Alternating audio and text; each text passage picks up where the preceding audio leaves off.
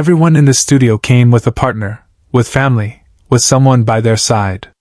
But this father stood alone. And when Steve Harvey heard why, he broke. The Family Feud stage had seen thousands of families over 2 decades. Laughter, competition, celebration. But on this particular Tuesday afternoon, something happened that no producer, no crew member, no audience member would ever forget. Steve Harvey, the man who could make a joke out of anything, who turned awkward moments into comedy gold, who never let silence linger too long, stood frozen. His microphone dropped to his side. His signature smile vanished. And the entire studio held its breath. This is the story of the moment Steve Harvey stopped being a host and became something else entirely. A witness. A friend. A brother in grief. It started like any other taping. The lights were bright, the audience was pumped, the music was playing. 2 families stood on opposite sides of the stage, ready to compete for the chance to win cash and bragging rights. The Johnson family on the left, 5 members strong, matching red shirts, high-fiving and laughing. And on the right, the contestant podium where 5 people should have been standing. But there was only one man. His name was Michael. Mid-40s, gray sweater, jeans that looked like they'd been worn too many times without thought. His hands gripped the edge of the podium like it was the only thing keeping him upright. His eyes, even from a distance, carried a weight that cameras couldn't quite capture but everyone in the room could feel. Steve Harvey walked onto the stage with his usual energy, waving to the crowd, cracking a joke about someone's outfit in the front row. The audience roared. The Johnsons cheered. But when Steve turned to Michael's side of the stage and saw the 4 empty spaces, his stride slowed. His smile flickered. Just for a second. Then he recovered, because that's what Steve Harvey does. He recovers. All right, we got the Johnson family over here looking good, Steve said, his voice booming through the studio. The Johnsons erupted. Steve pointed at them, laughed, hyped them up. Then he turned to Michael. And the energy shifted. Now on this side we got... Steve paused. He looked at the empty podium spaces. Looked at Michael.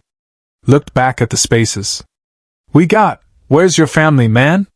The audience chuckled nervously, assuming this was part of the bit. Steve often riffed on contestants, teased them, made them part of the joke. But Michael didn't smile. He didn't laugh. He just looked at Steve, and in that look was a story that hadn't been told yet. I'm playing alone this time, Steve, Michael said quietly. His voice barely reached the microphone. Steve Harvey stopped mid-joke. The entire studio froze. Steve's face changed. Not the exaggerated surprise he does for the cameras. Not the comedic shock. This was real. He stepped away from his podium, walked slowly toward Michael, and the producers in the control room leaned forward, unsure if they should cut to commercial or let this play out. Say that again? Steve said, his voice softer now, barely audible to the audience. Michael took a breath. A deep one. The kind you take when you're about to say something that's been sitting on your chest for months. I'm playing alone because my wife passed away 3 months ago. The air left the room. Steve's hand went to his chest. He closed his eyes for a moment, longer than a moment, and when he opened them, they were wet. The audience, which had been buzzing with energy just seconds ago, went completely silent. Not the awkward silence of a joke that didn't land. The sacred silence of collective grief. I'm so sorry, man, Steve whispered. He stepped closer, right up to the podium, and put his hand on Michael's shoulder. I'm so sorry. Michael nodded, his jaw tight, fighting to keep it together.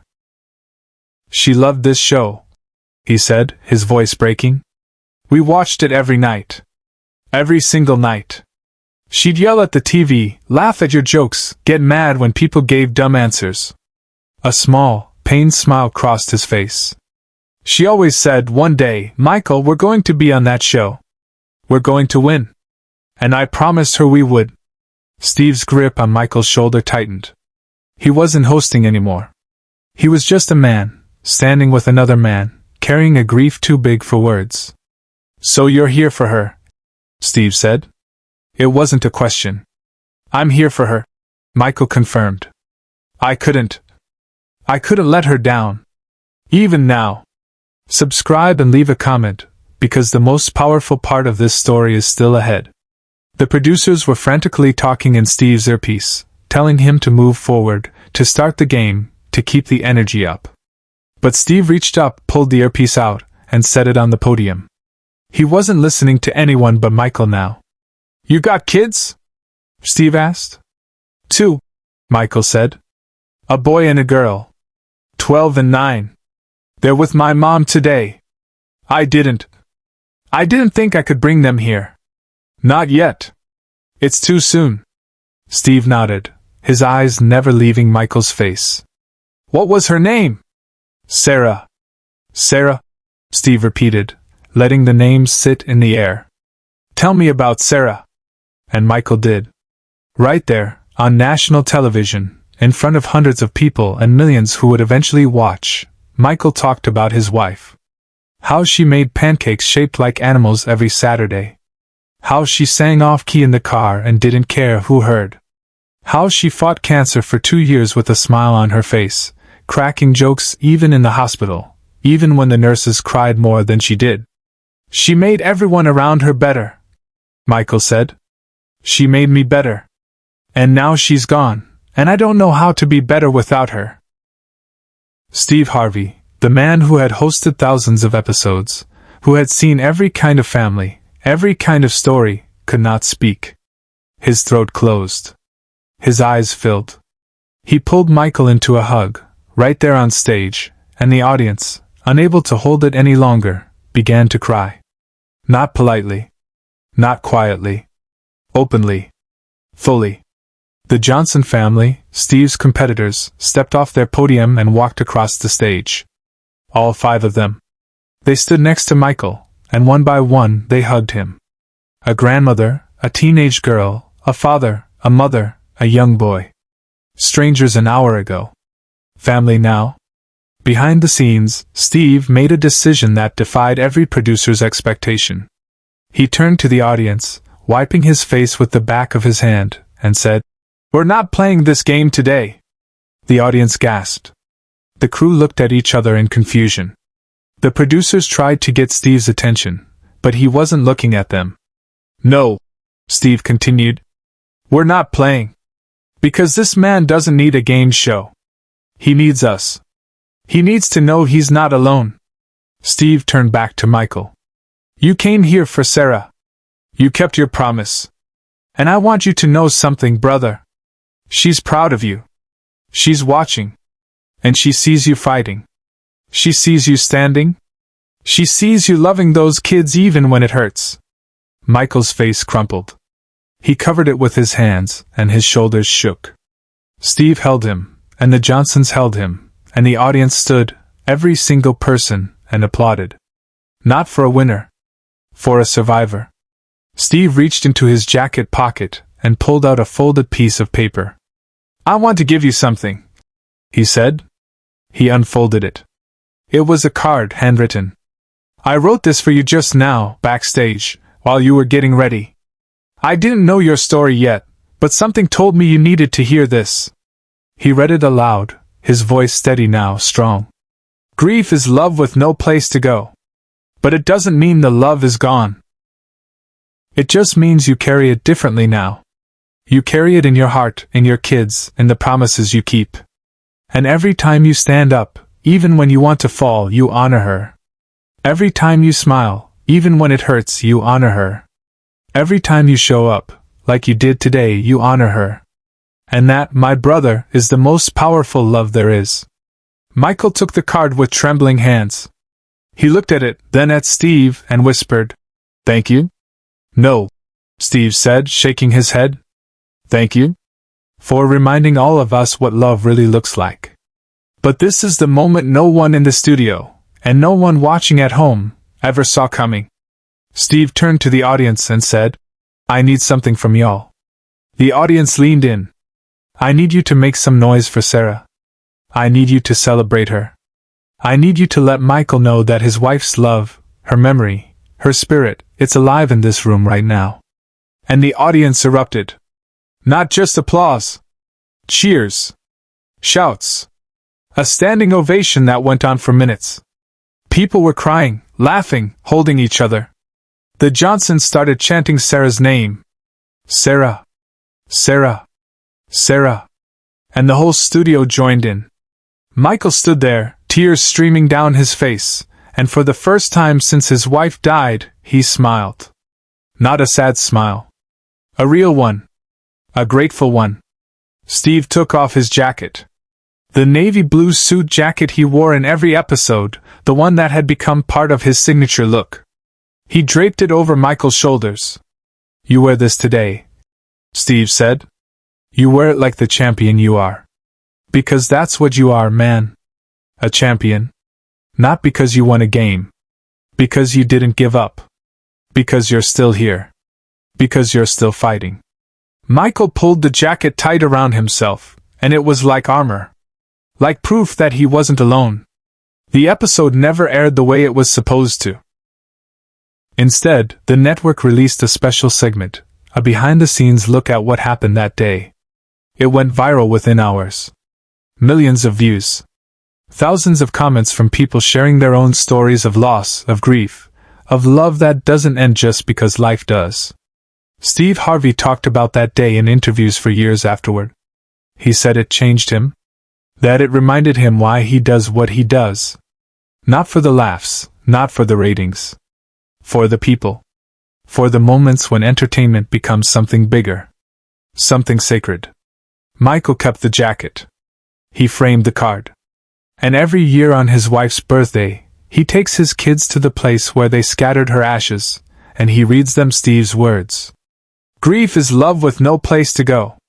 And his kids, now older, now wiser, now carrying their own versions of that grief, understand. They understand that love doesn't end. It transforms.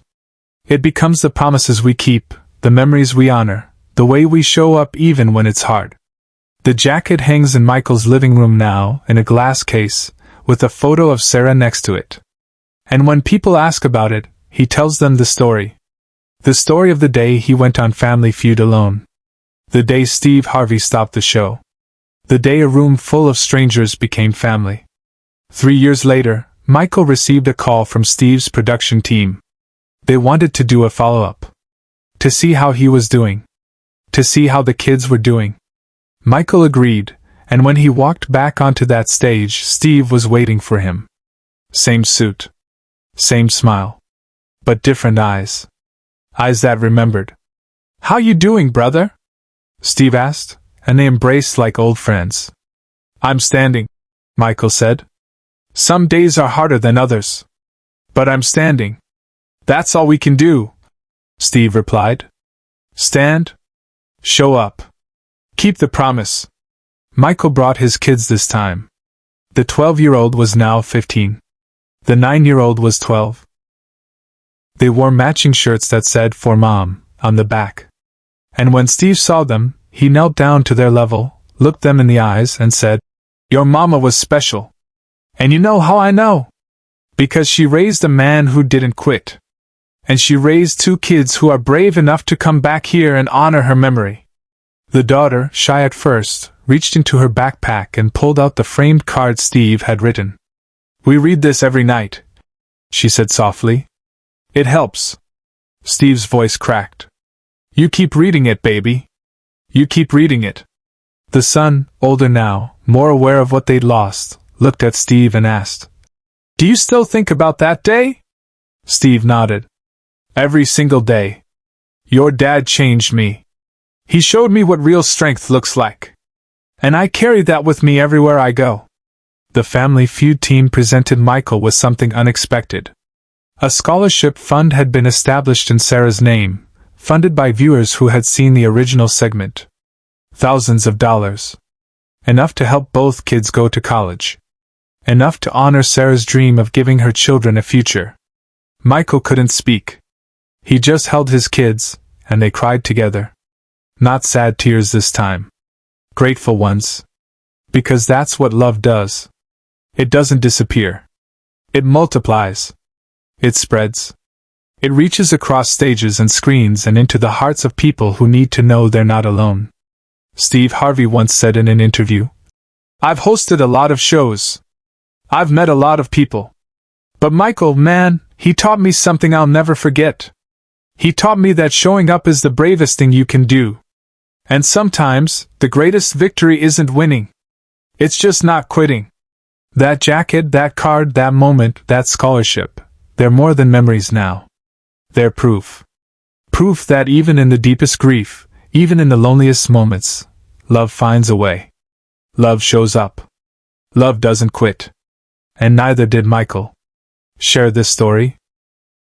Subscribe and make sure it's never forgotten. Because some stories aren't just meant to be watched. They're meant to be carried, honored, lived.